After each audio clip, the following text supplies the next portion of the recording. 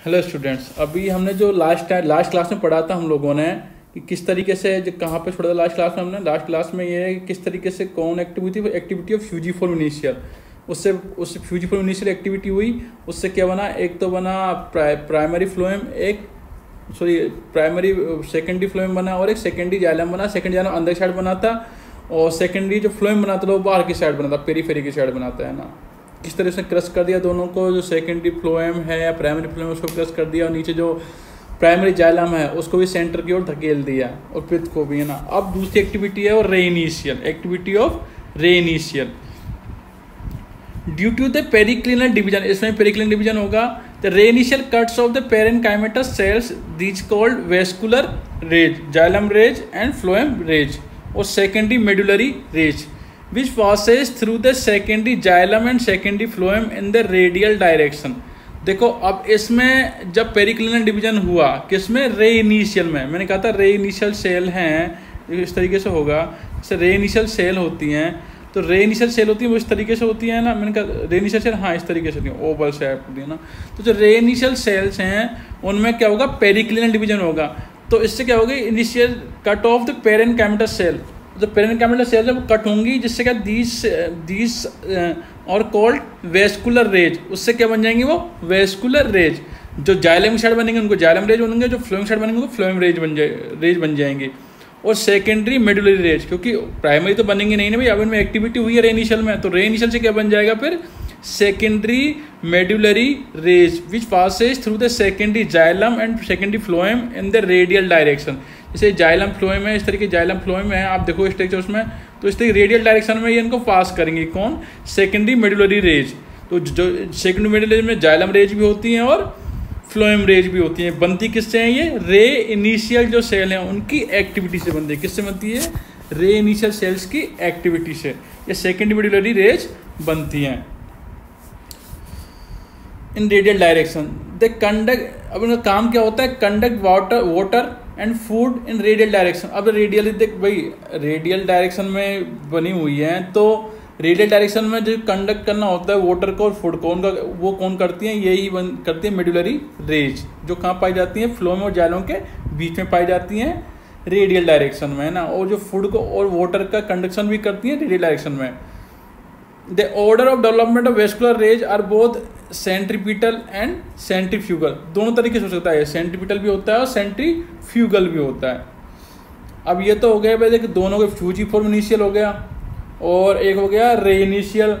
Fusiform से तो बन गया जाइलम फ्लोएम बन गया सेकेंडरी, और रे इनिशियल है। अब जाइलम फ्लोएम बीच में भैया कुछ और भी तो बनना चाहिए ना, तो इनसे क्या बन गई, मेडुलरी रेज बन गई। तो मेडुलरी रेज क्या प्रेजेंट होती है, जाइलम और फ्लोएम के बीच में प्रेजेंट होती है, जाइलम और फ्लोएम के रेडियल डायरेक्शन में प्रेजेंट होती हैं। तो जो वाटर का कंडक्शन करना होता है रेडियल डायरेक्शन में, वो किसके द्वारा होता है, सेकेंडरी मेडुलरी रेज के द्वारा, जो किससे बनती हैं, एक्टिविटी ऑफ रे इनिशियल।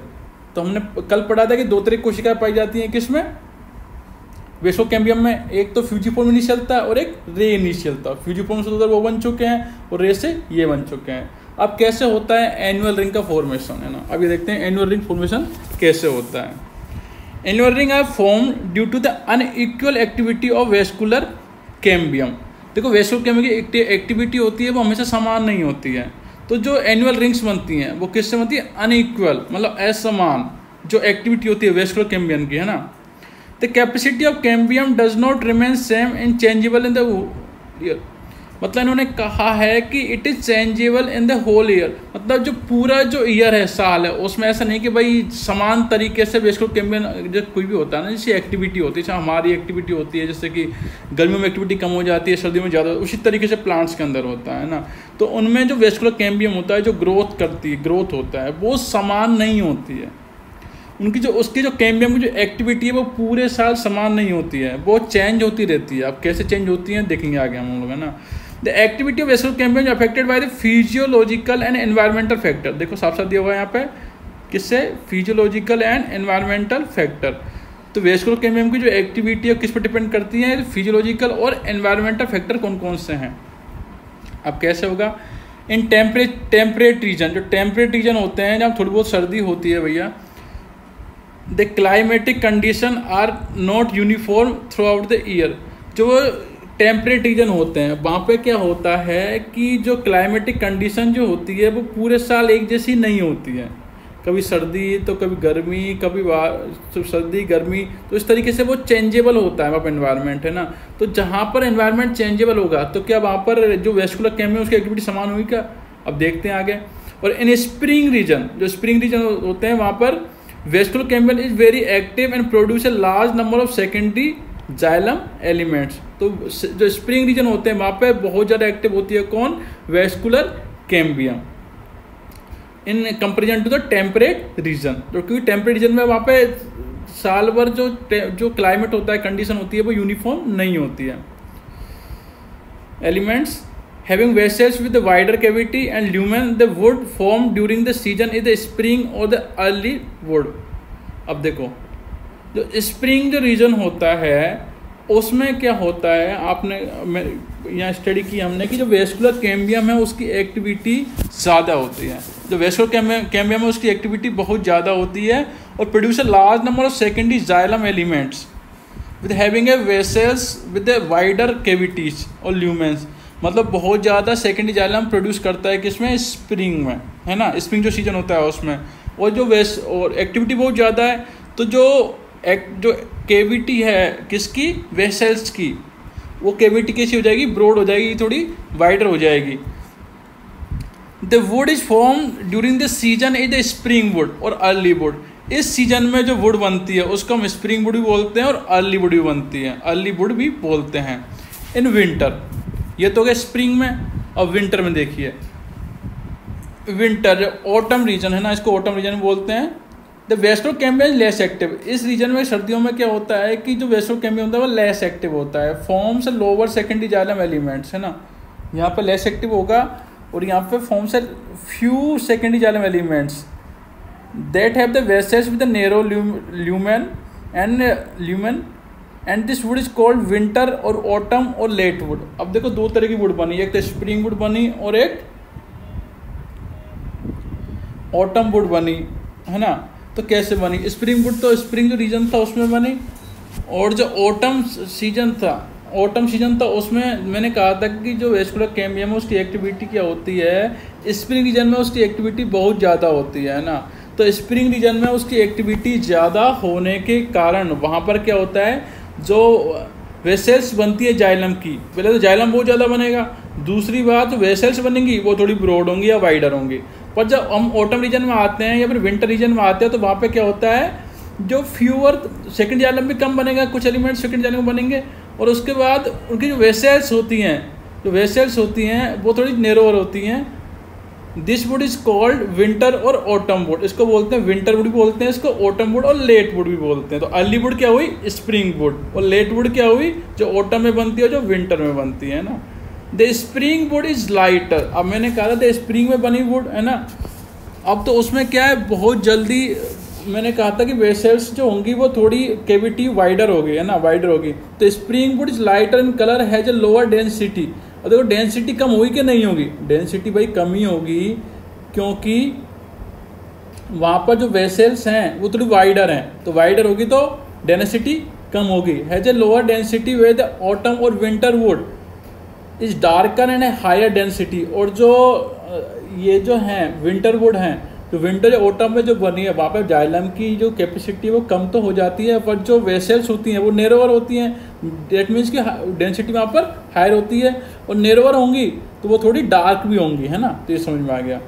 जो autumn and spring would, autumn तो क्या सर्दियों में बनी है, स्प्रिंग वुड जो स्प्रिंग बनी है, और फॉर्म ए कॉन्सेंट्रिक रिंग, इसको कॉल्ड ग्रोथ रिंग। जैसे कि होते भाई इस तरीके ये माना कि ये तो बनी किस में, ऑटम में, है ना, और ये बनी स्प्रिंग में, तो दोनों मिला क्या बनाती है, पूरी एक कॉन्सेंट्रिक रिंग बना लेती है ना, इसको हम बोलते हैं growth ring.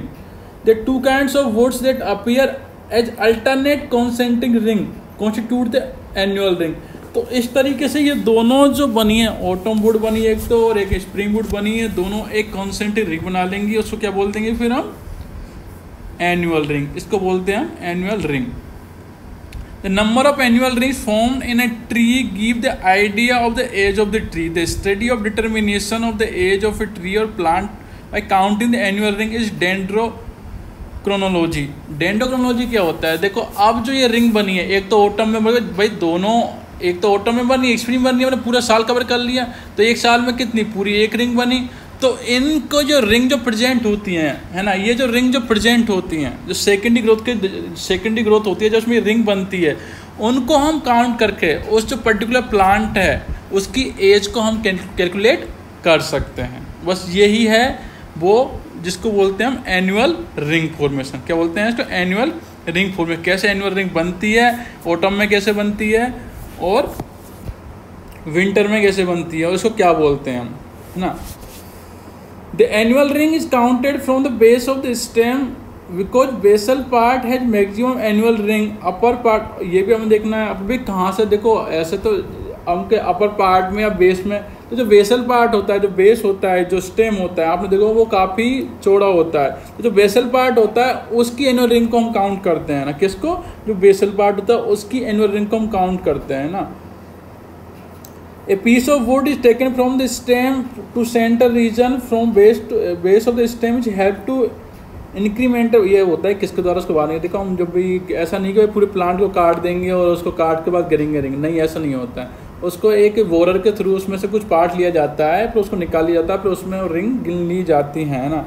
More distant clear annual ring are formed in that region where the climatic variation are sharp.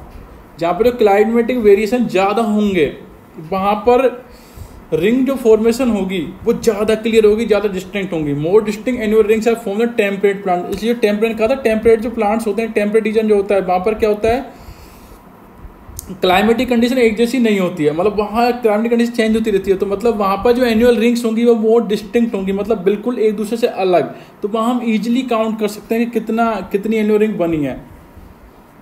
पर जो बिकॉज इन टेम्परेट, हाँ ये तो distinct annual ring are formed in tropical plant.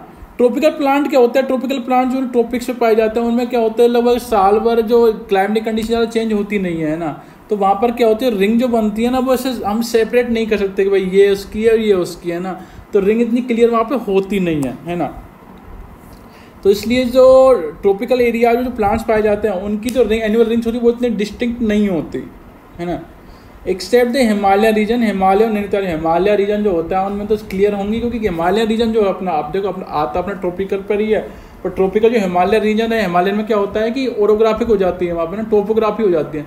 Topography क्या है, उनकी हाइट जो एक पर्टिकुलर हाइट पे प्लांट पाए जाते हैं ना, तो वो जो एरिया है वो एक कैसा हो जाता है, लगभग टेम्परेट कंडीशन जैसा हो जाता है। तो वहाँ को छोड़ दिया जाए तो सारे ट्रॉपिकल एरिया जो होता है, एरिया जो होते हैं वहाँ पर जो रिंग है वो डिस्टिंक्ट नहीं होती है इतनी ज़्यादा ना।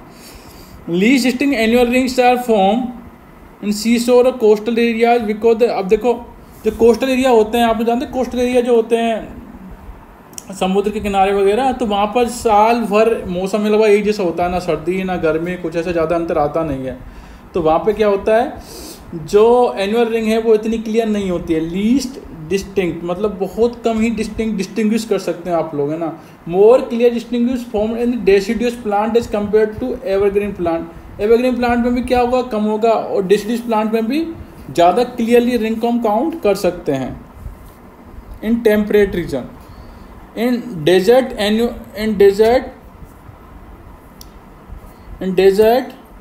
Annual rings are less distinct. Desert में भी क्या टेम्परेचर लगभग एक जैसा ही होता है भाई, है ना, पूरे साल गर्मी, तो उसमें भी लेस डिस्टिंक्ट होंगी। Annual rings are bands of secondary xylem rays. तो अब देखो एनुअल रिंग होती क्या है, किसके बैंड्स होते हैं, तो annual rings are bands of secondary xylem and secondary rays और रे पेरेन्काइमा। तो ये क्या होती हैं, कोई सेकेंडरी फ्लोएम नहीं होता है, सेकेंडरी जाइलम होता है, और सेकेंडरी जाइलम और जाइलम रेज उनसे मिलकर बनी होती है एनुअल रिंग। तो ये भी क्वेश्चन एक बहुत अच्छा है कि एनुअल रिंग क्या होती है, तो एनुअल रिंग सेकेंडरी जाइलम और जाइलम रेज से मिलके बनी होती है। आज तक के लिए इतना ही काफ़ी है, अभी नेक्स्ट क्लास में डिस्कशन करेंगे।